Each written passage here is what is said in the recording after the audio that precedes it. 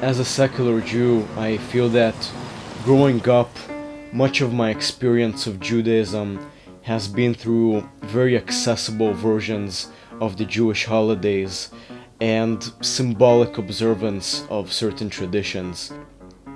And so, Ultra Orthodox events have always been rather foreign to me, representing a lifestyle that I find it quite difficult to relate to.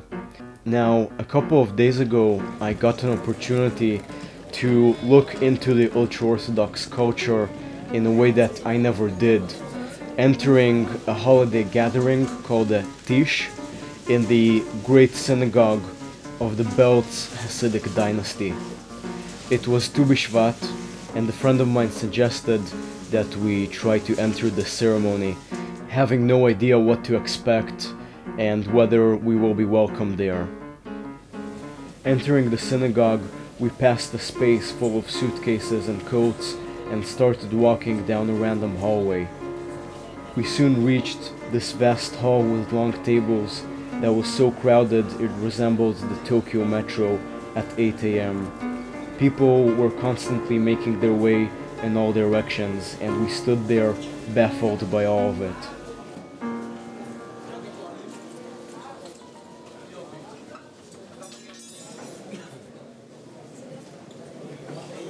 The tables were covered in used disposable tableware, and as the evening went on, they accumulated more and more layers of plastic plates and unfinished food. We continued deeper into the labyrinth of hallways, staircases, and sections, and suddenly, going through a couple of doors I doubted would lead anywhere, we saw something that truly made us stare in awe. We came into the main hall of the Tish.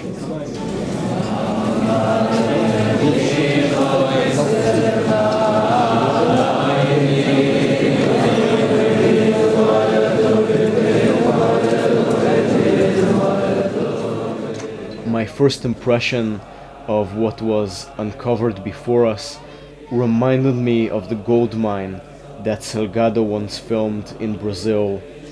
Staircases packed with people rose to the ceilings, and many scrambled from the side trying to get a seat.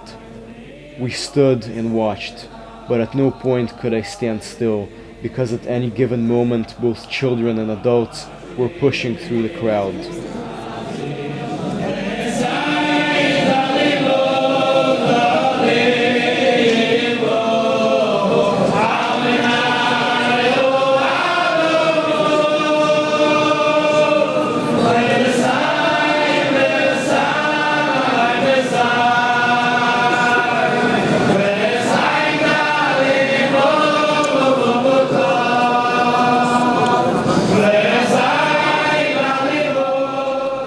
Center of the hall stood a colossal table, at the end of which the leader of the community, called the Admor, sat in a big chair.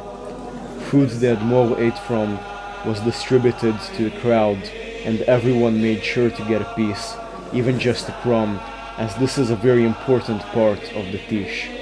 Another central part of the ceremony was the singing, in which everyone participated.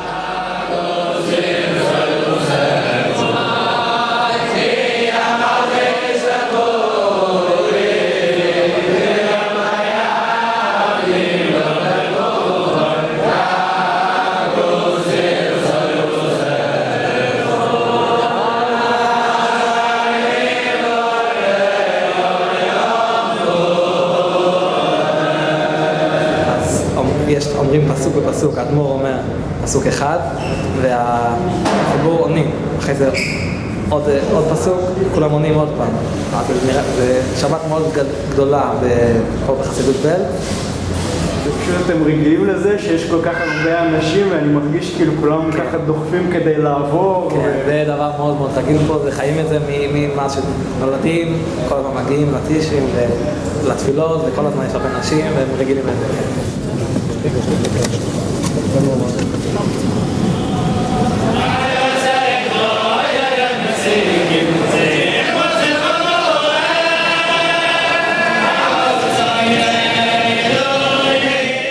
שתי כל שנה. ואחרי זה יש את השבת, קוראים לזה שבת שירה, שכולם נשארים פה ויש יום גדול.